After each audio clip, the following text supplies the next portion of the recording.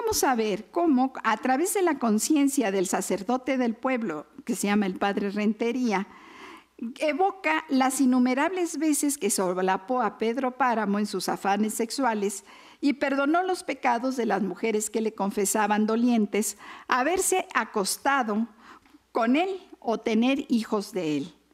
Bueno, fíjense nada más. Entonces, Pedro Páramo va a ser el violador.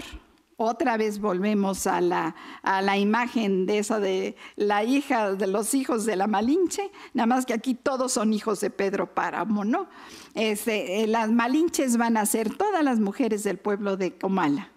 Y Páramo la va a hacer de violador de todos ellos. O sea, va a dejar su simiente, va a regar su simiente en este pueblo que después se le va a insubordinar. Y entonces fue muy interesante lo que nos dijo el doctor Valdés, porque nos habló de la insubordinación pasiva de Pedro Páramo cuando el pueblo se le insubordina festejando la muerte de Susana San Juan. Pero aquí lo importante es que dentro de toda esta ola de violencia y de violaciones, a la única que no puede violar, porque la amaba profundamente y estaba loca, era a Susana San Juan. Entonces, Susana San Juan se va a escapar de los abusos sexuales del cacique por medio del delirio, la locura y después la muerte.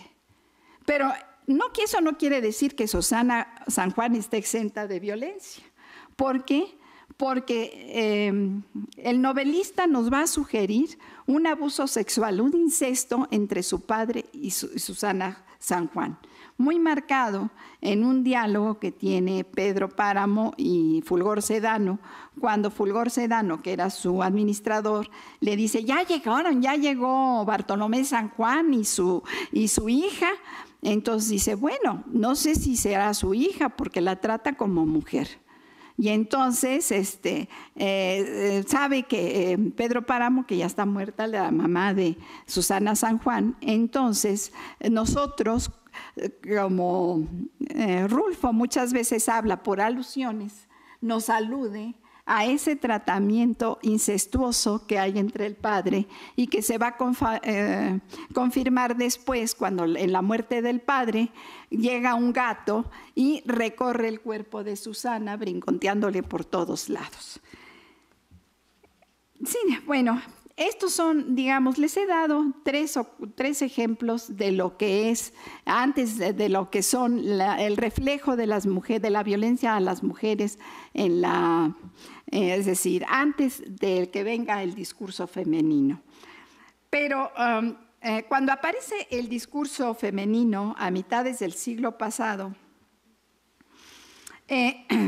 sí, aquí se concibió y fíjense, viene este discurso femenino, entran las mujeres a participar en la literatura, casi de a montón. A fines de los 80 hay una gran literatura de mujeres. Y entonces hay un gran movimiento feminista, no se los necesito repetir, se hacen leyes de igualdad jurídica y también la Ley General de Acceso de las Mujeres hacia una vida libre de violencia. Norma que implicó el reconocimiento del Estado mexicano a que había gran violencia en las mujeres. Entonces, las resistencias de la sociedad y de las mujeres se va a mostrar mucho en la prensa. Va a aparecer el discurso femenino en la prensa. Yo les recomiendo leer a Lidia Cacho o al verla por internet. Tiene un libro que se llama Esta boca es mía y tuya también. Y además Los demonios del Edén, donde va a conmover las estructuras del poder y de la mafia a través de hablar de todo este tráfico de niños y toda esta pederastia. No les voy a decir todos los libros de mujeres y de cuentos y narraciones que han salido desde ese entonces hasta nosotros.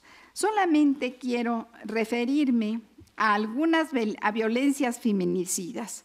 Un libro de ellos es Inés, que es de Elena Garro también, donde una joven criada entra a trabajar, esto lo sitúa en París, a casa de un narcotraficante.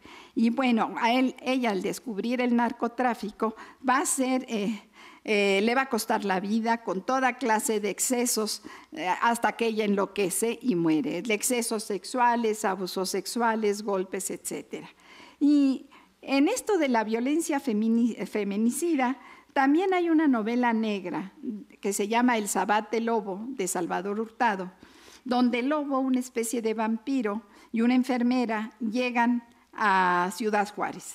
En Ciudad Juárez los vamos a ver como sacerdotes de un ritual narcosatánico, en el cual la víctima es una muchacha que había llegado a la ciudad atraída por una oferta de trabajo. Su crimen, escribe Hurtado, era el de ser joven y ser bonita, o sea, el feminicidio perfecto. La prostitución y la trata, de lo que en la mesa anterior pasaron. Nosotros tenemos en la literatura mexicana hay muchas imágenes de prostitutas. No les hablo de la literatura latinoamericana porque está el Pantaleón y las visitadoras, sino que en México comienza la literatura con Santa, es decir, de Federico Gamboa, es una obra naturalista, donde Santa prácticamente, en su tiempo causó sensación, se hicieron películas, etc. Pero el libro donde vemos a la prostitución y la esclavitud es el libro de Las Muertas, de Jorge Ibargüengoitia. En él se apoya, echa a volar su imaginación cuando narra el escandaloso caso de prostitución y crímenes de 3 hermanas apodadas las Poquianchis. Y este caso causó un gran escándalo. Y ahora muchas mujeres mexicanas, niñas de 12, 13, 14 años en situación de pobreza y marginalidad, padecen como ya nos dijeron las doctoras que me antecedieron en la mesa, cómo en este delito han encontrado estas bandas que se dedican a la trata de hombres y de mujeres. Pero la vivencia de la sumisión femenina por un Lebanon y la estancia en un burdel, en este caso de La Bandida, nos cuenta con crudeza la periodista Raquel Díaz de León en su libro testimonial, La Agustín Lara, Santos Discépolo y yo, publicado por Editorial Morgana. Fíjense el temor. Raquel inicia así: un temblor de pánico me poseía cuando escuchaba los pasos de aquel hombre. Se acercaba amenazando rasgar mi cara con un arma punzocortante si no le confesaba quién antes que él me había desfondado. Entonces, ustedes van a decir, bueno, Raquel Díaz de León tuvo el valor, siendo una periodista famosa, respetada, una periodista de Excelsior, de contar sus temas, vivencias como un testimonio, como lo dijo también el doctor Linares, ¿verdad? De cómo estos documentos testimoniales van a servir para poner el dedo en la llaga del problema de la violencia hacia la mujer.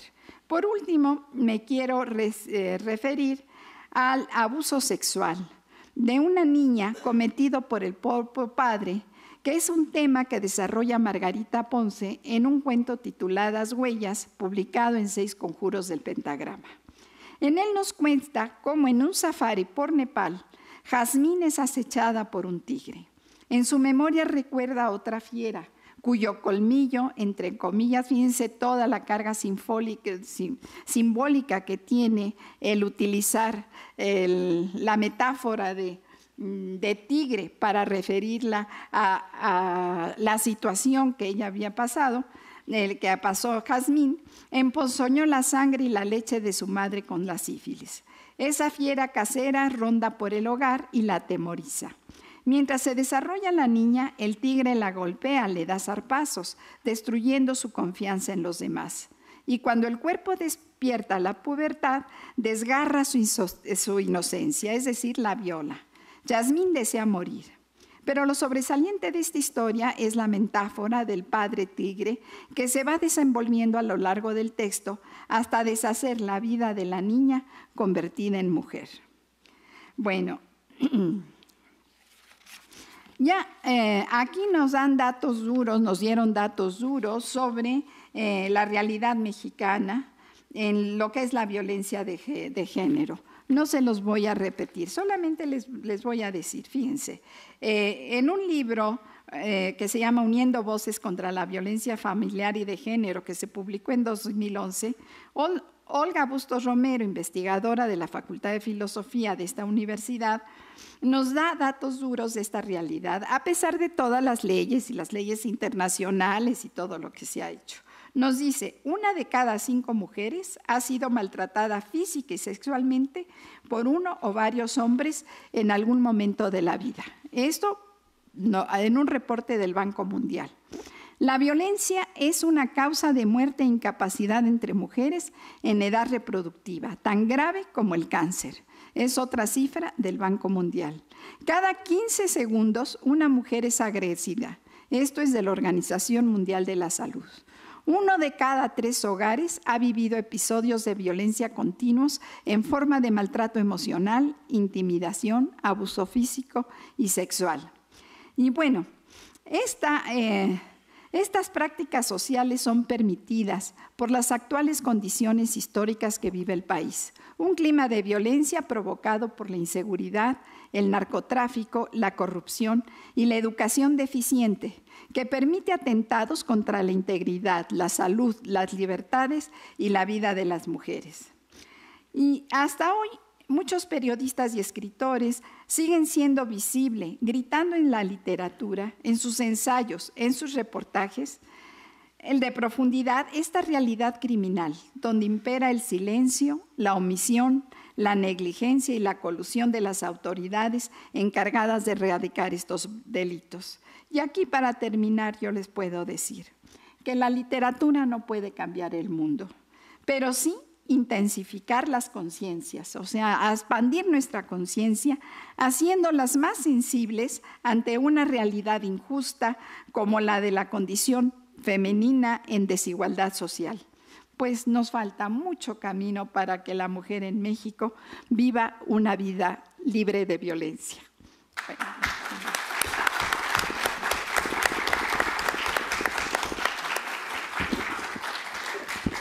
Muchas gracias. Después de esta efusiva y recorrido literario a través de la violencia, tenemos ahora a la doctora Azucena Montes, quien desde Cambridge nos hará un recorrido. La doctora Montes estudió la licenciatura en matemáticas, es una maravilla, en la mañana teníamos físicos, en la Universidad Autónoma Metropolitana, obtuvo el doctorado en Matemáticas, Informática y Aplicaciones de las Ciencias del Hombre en la Universidad de la Sorbona en París. Fue profesora e investigadora de tiempo completo en el Centro Nacional de Investigación y Desarrollo Tecnológico desde 2002 hasta el 2012. Actualmente es investigadora de tiempo completo en el Instituto de Ingeniería, pertenece al Grupo de Ingeniería Lingüística de la UNAM.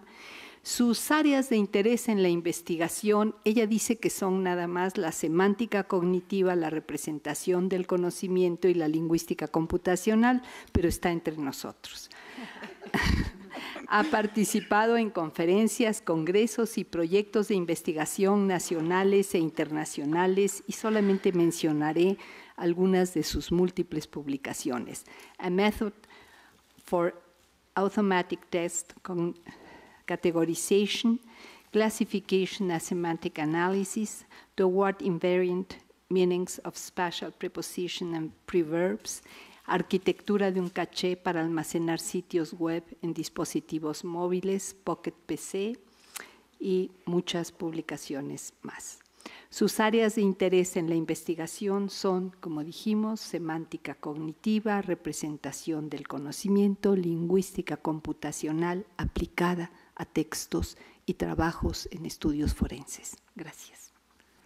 Gracias a ti, Margarita, por la invitación y el espacio. No sé, perdón, ¿cómo se proyectará el video, la pantalla. Bueno, mientras lo logran. mientras lo logran, se preguntarán por qué tanta tecnología y el hecho de que estoy aquí, bueno, y por qué el Instituto de Ingeniería está presente en temas como estos, es por el hecho de acompañar y querer solucionar, no solucionar, pero sí acompañar y ayudar en temas como los que vive México en estos momentos y de lo que todo se ha hablado en la mañana. La ingeniería lingüística, procesamiento de lenguaje natural, lingüística computacional, son disciplinas que surgen a raíz del nacimiento de la computación, y uno de los retos que han tenido estas áreas es el análisis automático del lenguaje. Y bueno, el estar aquí sentados, vengo con dos objetivos. Uno, invitarlos a que disfruten de un libro que cuando yo lo leí, la verdad, pasé un momento muy agradable, de un debate entre varios científicos que el autor une y los encuentra en una noche de verano en Cambridge, y con una reflexión de saber si las máquinas pueden en algún momento ser inteligentes o pensar. Y bueno, y el segundo objetivo es ver cómo estas tecnologías pueden, si no apoyar al experto a conocer la violencia, más bien a entender la violencia, sí ayudarlos a conocerla, ¿no? Y ver cómo podemos ayudar en esto. Bien, entonces el libro se llama El Quinteto de Cambridge, el autor es John Casti, y leo la contraportada, un pedacito. Voy a tratar de narrarles esta novela, momentos, por el tiempo obviamente contándoselos, y momentos voy a leer extractos que me parecen interesantes. Y el autor lo pone así: imagine una tormentosa noche de verano en el que el novelista físico y asesor científico Snow invita a 4 de las mentes más notables de la época a una suntuosa cena en las habitaciones del Christ College para discutir uno de los temas científicos más novedosos del momento. ¿Es posible construir una máquina que pueda reproducir los procesos cognitivos humanos?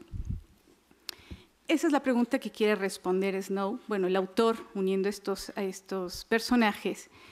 Y voy a leer brevemente la biografía de estos personajes que se encuentran en 1949. Esto nunca sucedió, pero el autor se lo imagina bien y discuten de manera que a mí me hubiera gustado que sí se hubieran coincidido.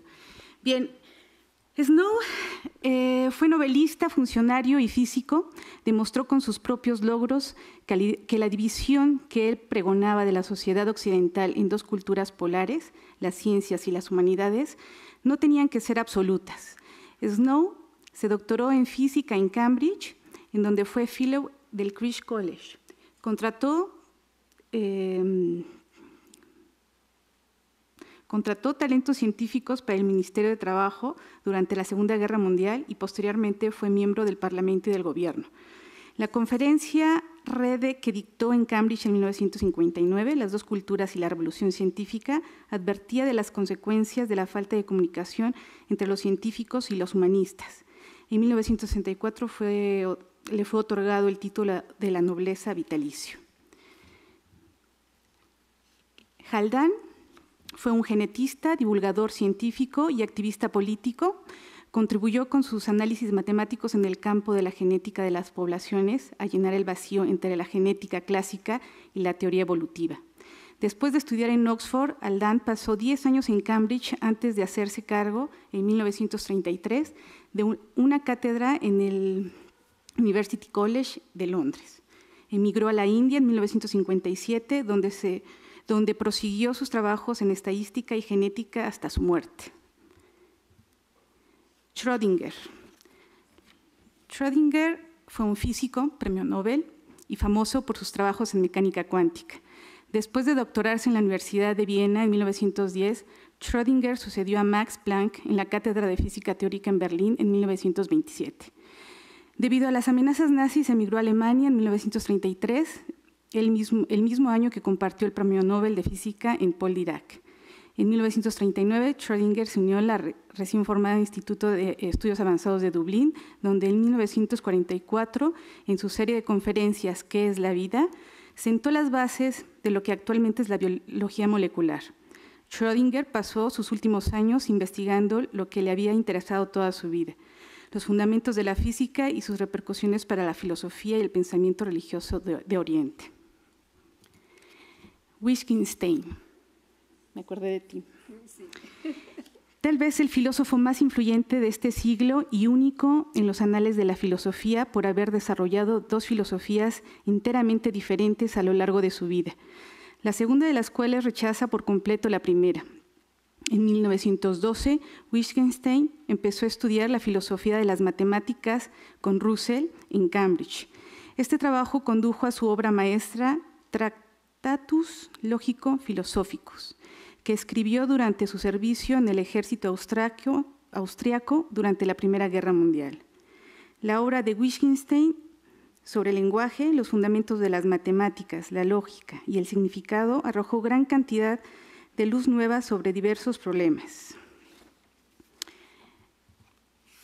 Alan Turing. Alan Turing, matemático que en 1936, siendo estudiante en Cambridge, publicó un artículo en el que creaba una máquina teórica que podía pasar de un estado a otro siguiendo un conjunto de reglas establecidas. Esta máquina de Turing condujo a un proyecto informático que presagiaba la estructura lógica de los modernos ordenadores digitales. Durante la Segunda Guerra Mundial, Turing jugó un papel preponderante en los esfuerzos por descifrar los códigos del enemigo. Después de trabajo en el desarrollo de los primeros ordenadores sobre las teorías de inteligencia artificial y sobre las aplicaciones de las matemáticas a los métodos biológicos. En 1952, Turing fue detenido por violar los estatutos británicos sobre la homosexualidad y se suicidó a los 41 años. Bien, pues este es el quinteto de Cambridge, 5 grandes que debatieron en una noche de 1949 y finalmente el debate, a pesar de que, bueno, no les voy a decir todo para que les dé más curiosidad, pero el debate finalmente se encuentra entre Turing y Wittgenstein, ¿sí? Entonces, la cena, pues una cena europea donde hay una entrada, una comida principal, la ensalada y el postre. Y durante la entrada, Snow era el que controlaba la situación porque sí podía terminar en violencia.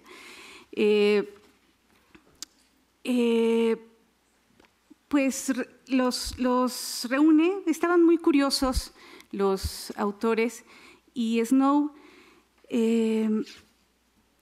comenzó a exponer el objeto de la cena, resumiendo la labor. Algo que no comenté y que sí es importante señalar en la hipótesis del autor. La hipótesis es que Snow fue llamado por el científico y jefe del gobierno y del asesor científico del Ministerio de Defensa para discutir el asunto de las máquinas inteligentes, porque para el gobierno inglés era una gran preocupación saber que esto fuera posible, ¿sí? Entonces, por eso Snow reúne a estos grandes y dice, bueno, ok, estamos reunidos. Todos ellos tenían la curiosidad de saber por qué estaban reunidos ahí, y sobre todo que tenían teorías diferentes. Entonces, Snow comenzó a exponer el objeto de la cena, resumiendo parte de la labor de Turing durante la guerra concerniente a las máquinas codificadoras alemanas Enigma y el trabajo teórico anterior del propio Turing en Gran Bretaña y al de otros como Von Neumann y Church. ¿Sí? Entonces, Snow continúa y comenta, así, compañeros, les he pedido que vinieran esta noche para darme sus opiniones francas y sinceras sobre este asunto. ¿Es posible la construcción de una máquina inteligente, siquiera en principio? ¿O existen obstáculos lógicos, filosóficos y o técnicos que nos impedirán construir alguna vez uno de esos ingenios? Snow se dio la palabra a Turing para explicar su trabajo y me voy a permitir continuar leyendo cómo el autor imaginó que Turing explicó su famosa máquina de Turing. Es breve. En mi estudio de la computación utilicé un tipo teórico de computadora de papel. Algunas personas ya han empezado a llamar a esto una máquina de Turing. Observó en voz baja con un leve deje de orgullo. Consta de 2 elementos, una cinta infinitamente larga dividida en cuadrados, cada uno de los cuales puede contener los símbolos 0 y 1, y una cabeza detectora que puede moverse hacia adelante y hacia atrás y a lo largo de la cinta. Un cuadrado cada vez, leyendo el símbolo del cuadrado en curso y bien dejándolo invariablemente o bien escribiendo un nuevo símbolo en ese cuadrado. En cualquier etapa de la operación, suponemos que la cabeza detectora puede estar en una de las finitas configuraciones o a las que llamamos estados. La máquina tiene una aguja que en todo momento se sitúa en una de las letras A, B, C, etc. De esta letra representa el estado de la máquina en su momento. Una parte del programa le dice a la máquina cómo tiene que cambiar la posición de la aguja dependiendo del estado en el que se encuentre en ese momento y cuál sea el símbolo del cuadrado de la cinta que la cabeza esté leyendo en ese instante. Bueno, explicó cómo a través de esa cinta y de ciertos cuadros en los que se pueden situar ceros y unos, se pueden llegar a hacer configuraciones a través de reglas, lo que él llamaba un programa. No puedo entrar en detalle, la verdad es que la discusión se vuelve muy amena y los invito realmente a que lean cómo cada actor discute la postura de cada uno, pero sí quiero leerles lo que Wittgenstein en su momento debate, ¿sí? Durante la comida, todos los actores, durante la comida principal, todos los actores debaten con Turing de saber cómo una serie finalmente sintáctica y combinación de ceros y unos pueden llegar a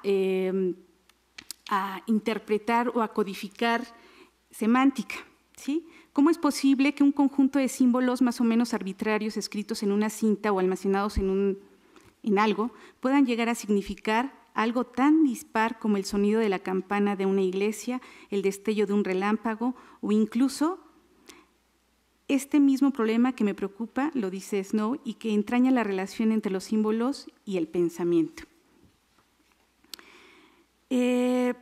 Wittgenstein no pudo aguantar más después de una larga discusión. Se levantó de la mesa de un salto y empujando su silla hacia atrás empezó a pasear de un lado a otro de la habitación con la mirada perdida en un dominio más allá del tiempo y del espacio que solo él podía ver. Wittgenstein desafió a Turing. ¿En qué circunstancias puedo decir que alguien está siguiendo una regla? Si se pulsan los botones 20, 25 y X de una calculadora y se obtiene el número 500, esto no significa que se haya calculado 20 por 25. La pregunta, ¿cómo se llegó a la respuesta correcta? Es una pregunta sobre las reglas que se utilizaron. Solo por alcanzar la respuesta correcta no podemos decir que alguien o algo está calculando.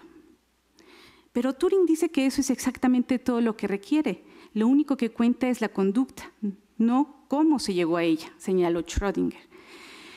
Pero yo digo que si a nosotros nos parece que calcular es la función de una máquina, continuó Wittgenstein, fulminando a Schrödinger con la mirada por haber tenido la osadía de interrumpirle, la máquina es el ser humano que realiza el cálculo. Solo porque una regla se puede manifestar no significa que la regla sea mecánica. Ninguna regla se puede considerar como la descripción de un mecanismo. Las máquinas de Turing son simplemente hombres que calculan. La cuestión de si una máquina puede pensar es simplemente y llanamente incontestable, porque es lógicamente absurda. Es como preguntar qué color es el 3. Bien. Pasando a siguiendo en la comida principal, que era pescado y carne,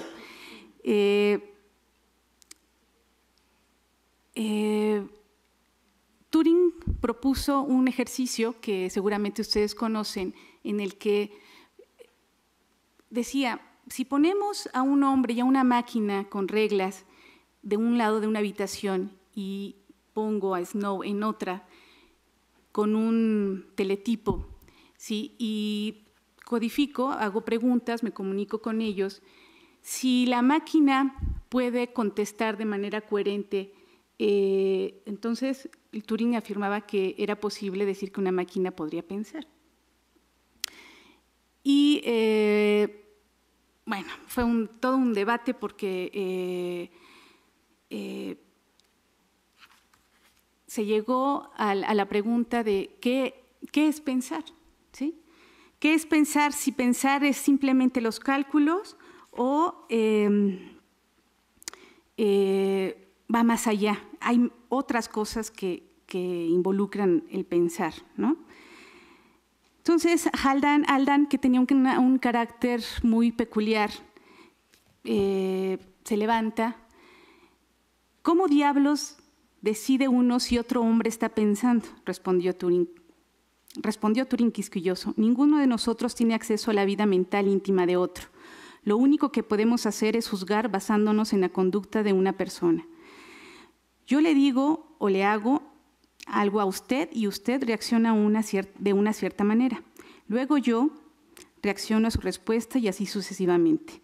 Después de una sesión de tales interacciones, decido que es usted un ser inteligente en lugar de una masa informe de materia inanimada como esta jarra de agua o el cuchillo que hay sobre mi plato. Así es como llegamos a considerar que otros hombres piensan como nosotros. ¿Cómo comprobaría empíricamente esta clase de pensamiento?, preguntó Snow. Bien, el debate siguió y siguió. Wittgenstein había estado meditando tristemente en silencio durante la mayor parte de esta discusión sobre el aparato sensorial y el pensamiento. Inesperadamente salió de su letargo y les dijo que todo pensamiento humano está íntimamente ligado a su expresión lingüística. No puede existir pensamiento sin lenguaje. Hace ya 2 horas que estoy sentado escuchando una charla sin sentido sobre máquinas, órganos sensoriales, símbolos y demás, sin oír una sola palabra sobre el lenguaje. ¿Cómo puede alguien hablar de una máquina inteligente sin tener en cuenta el lenguaje mediante el cual se representan sus pensamientos? Todo lo que se ha dicho hasta ahora alrededor de esta mesa es un completo disparate si no logramos entender esto. Se terminó la comida principal y Snow propuso que durante la ensalada, que en Europa se acostumbra al final, se debatiera lenguaje y pensamiento. Y es ahí donde Wittgenstein propone todas sus teorías en debate a lo que es pensamiento y lengua. De ahí no voy a decir nada, es curioso, se los dejo como curiosidad, pero ¿estamos bien en tiempo, Margarita? Sí, vamos a acabar. Yo voy a acabar pasando al postre, y lo leo tal cual porque sí me parece interesante y es el punto donde quiero llegar. Empujando el mayordomo que ayuda a servir todos los platos en la cena se llama Simons. No lo he mencionado, pero aquí aparece. Empujando una mesita de ruedas, Simons ofreció a cada uno una copa alta llena de harina de avena hervida y fruta, adornada con una generosa porción de nata montada y todo ello rematado con unas gotas de whisky de malta escocés. «Ajá», exclamó Haldane aplaudiendo en señal de aprobación. «Unas gachas de avena al estilo escocés. Sencillamente debo felicitarle por elegir el postre perfecto para rematar esta magnífica comida, Snow». «Tal vez dulcificará un poco nuestro debate», respondió Snow fríamente. «Nuestras deliberaciones se han centrado en el papel del lenguaje en la cognición. Pero me pregunto cómo encajan en todo esto los valores sociales y la cultura. Si el lenguaje es tan importante para el pensamiento humano, entonces unos temas culturales más amplios también deben serlo. Después de todo, el lenguaje no es más que la expresión de una cultura, si bien de una visible y de especial importancia». «En efecto lo es», añadió Schrödinger. «Creo que fue su escritor británico George Orwell quien una vez dijo que la estructura política determina el lenguaje y el lenguaje determina el pensamiento. De modo que si está en lo cierto, entonces nosotros también, al centrar la atención en el lenguaje como ingrediente básico del pensamiento humano. Entonces, cualquier discusión sobre máquinas que piensan como hombres ha de tener en cuenta los factores sociales y culturales. ¿Sí? Termino aquí haciendo la reflexión que si bien me queda claro que una máquina no puede sentir lo que sentimos todos cuando la doctora Dolores narró la historia de vida del chico en el albergue, y lejos de pensar en que nosotros como tecnólogos podemos hacer que una máquina piense, creo que sí podemos ayudar con programas y herramientas que apoyen al análisis del discurso forense, de la lingüística forense, del tratamiento de voz, para detectar todo lo que el experto busca y ayudar a las víctimas y encontrar a los victimarios de alguna manera. Si la violencia o el sentimiento no son detectadas por las máquinas, bien pueden detectar marcadores o encontrar marcas que en gran cantidad de textos puedan ayudar a entender, bueno, a conocer la violencia. Muchas gracias.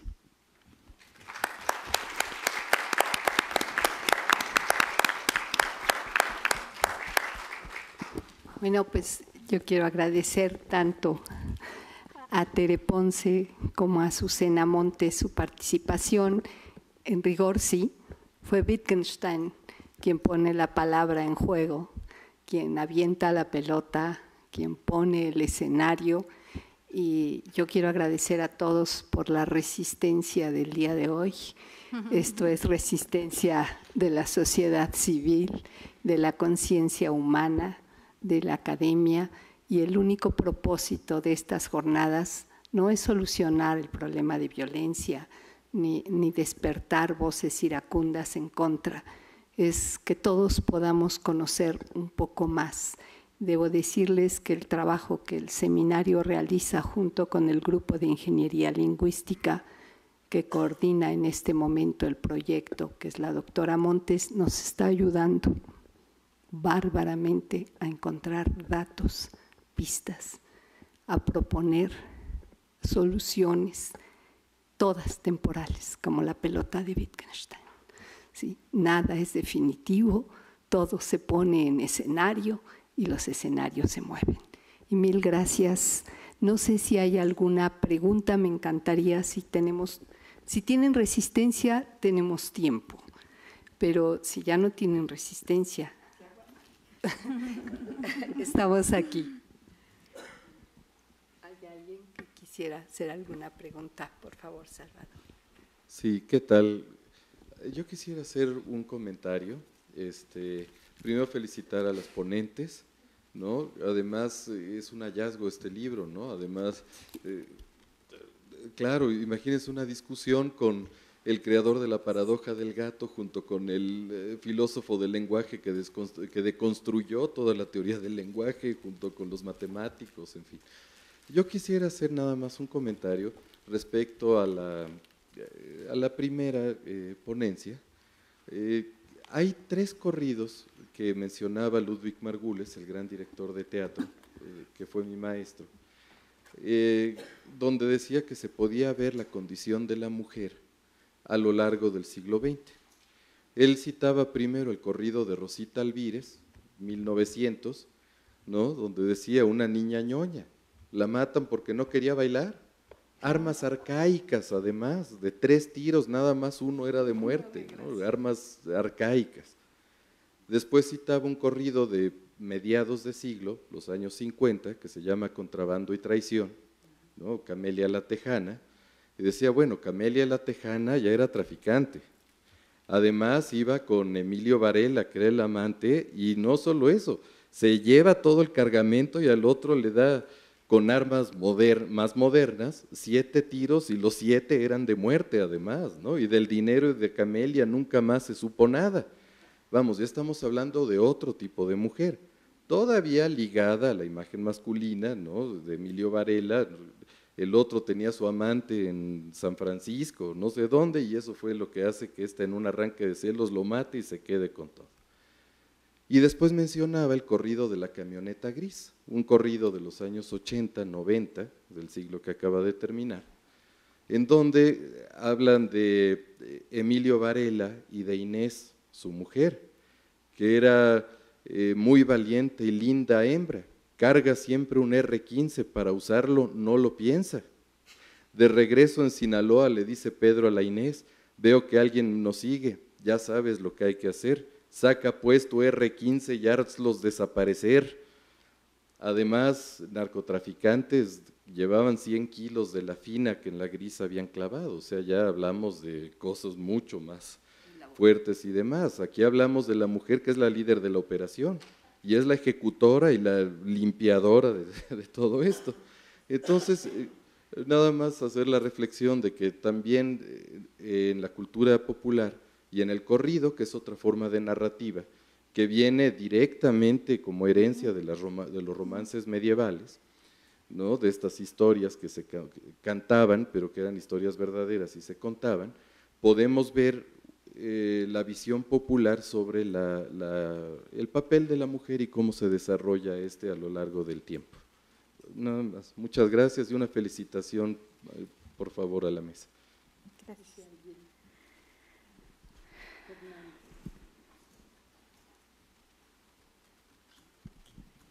Pues después de estar oyendo todas las pláticas del día, me parece, bueno, me llamó mucho la atención ahora que en esta última mesa pues se expone por un lado una novela en la que se habla o se problematiza con el hecho de si una máquina puede pensar o no, como de alguna manera humanizando a la máquina. Y lo que concluí con el testimonio horrible que dio hace rato la doctora Muñoz Cano, es que creo que en una cuestión casi semántica, las víctimas son deshumanizadas, en el sentido de que, pues así como Julia en Tomochic y Susana San Juan por su padre, son víctimas y lo que sigue después de eso es que vuelven a ser victimizadas, como si un delito les fuera quitando rasgos de humanidad y entonces ya después es más fácil cometer abusos sobre esas personas. A toda la gente a la que van a dejar a los refugios, que primero son víctimas de abandono o de maltrato y entonces por llegar ahí ya es como más fácil cometer crímenes sobre ellos porque han perdido, o sea, me da la impresión de que han perdido como un rasgo semántico de humanidad. Y por el otro lado estamos hablando de máquinas que están siendo humanizadas, entonces me parece que habla mucho de nuestra sociedad actual. Gracias mil.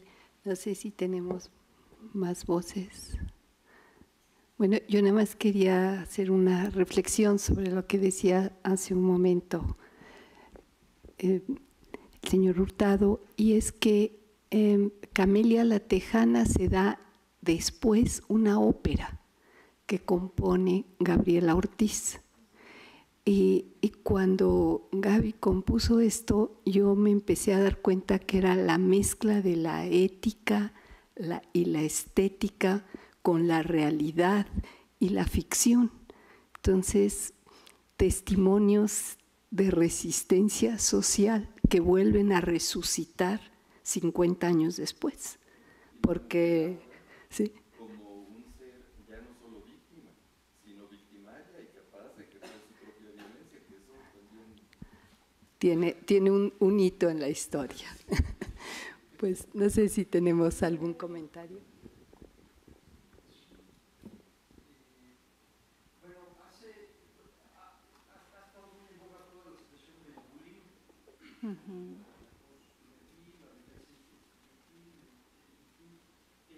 Aquí en el Instituto de Jurídicas hubo varias investigadoras que abiertamente dijeron que ha habido un incremento de esta violencia por parte de las niñas, ¿no? Y que se han vuelto líderes de varios niños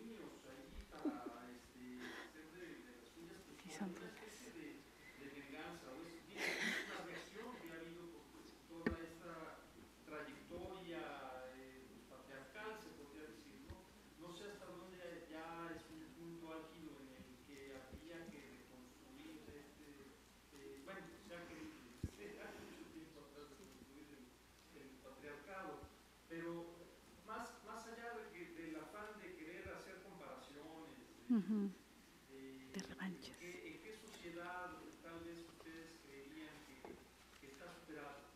Tal vez. No creo yo que exista ya patriarcado superado, pero que posiblemente sí sea mucho más equitativo. Y que yo escuché un dato hace años, no sé si ustedes también lo conozcan, de que el 8%, pero no sé si todo de la población femenina a nivel mundial o de toda la población en general, solo el 8% de las mujeres son propietarias, ¿no?, de su propia casa, por ejemplo. Eso les da una mayor independencia de no tener que depender del patriarcado, por ejemplo. Pero si más allá de poseer un espacio indispensable, vital, habitable, haya en alguna cultura se dé una mayor armonía que lo que la violencia.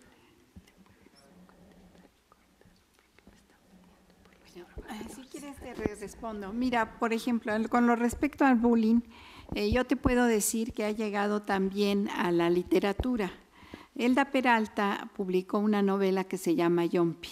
En esa novela es la historia de una enana en situación de, como si fuera una banda, tipo Los Panchitos, que estuvo en Santa Fe en 1980. Y en esto vas viendo cómo se desenvuelve la historia de esta enana y el bullying que ella va sufriendo por su condición de enana y su condición de mujer. Entonces, el bullying se ha llegado a la literatura. Ahora, en la cuestión de patriarcal, en los países occidentales y en México, socialmente se ha avanzado mucho en dos aspectos. En las leyes que hicieron desde 1960 y 70, empezaron a hacer leyes para modificar leyes también, para darle la igualdad jurídica al hombre y la mujer. Pero ya vimos, por ejemplo, en la mañana, cómo la norma queda y las resistencias sociales a esa norma son verdaderamente que no permea la norma a la resistencia social. Entonces, se ha avanzado, por ejemplo, en que la mujer tiene acceso a trabajos que antes no tenía, que no tenía accesos, por ejemplo. Antes no se le permitía a la mujer trabajar y ahora, por las dos guerras mundiales, etcétera, la mujer entró al trabajo y eso ocasionó parte de la revolución femenina. Y en países, más desarrollados que nosotros, sí hay una como igualdad, digamos, en la pareja, pero sigue habiendo mucha violencia en todos los países. Hay estudios de violencia intrafamiliar, digamos, entre pareja, donde se califica que los más violentos, curiosamente, son los españoles, los esposos españoles, y los menos violentos son los italianos, curiosamente. Entonces, pero es decir, los problemas de violencia y de violencia, aquí lo traté con un género, con un enfoque feminista, con un enfoque de género. Están muy arraigados dentro de la conciencia del hombre y de la conducta del hombre, porque es un sistema de dominación. O sea, hay hombres que ejercen la violencia con su pareja y hay mujeres que ejercen su pareja con la violencia, o ejercen la violencia con su pareja, perdón. ¿Por qué? Porque es decir, hay en el fondo un deseo de dominación del otro. La violencia se manifiesta cuando una persona puede dominar a otros.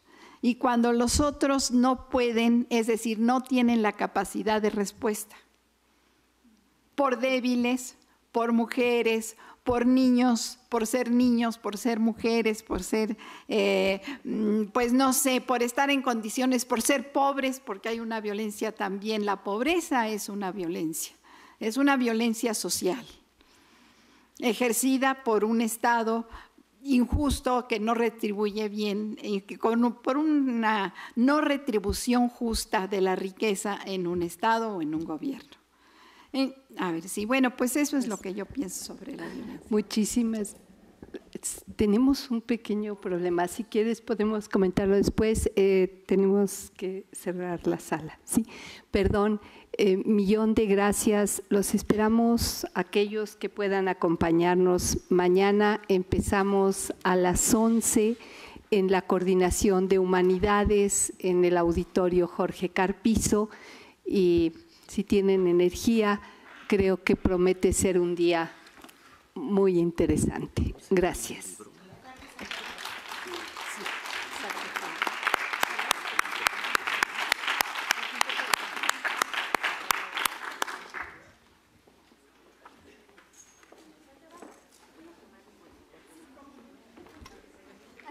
Te voy a olvidar también.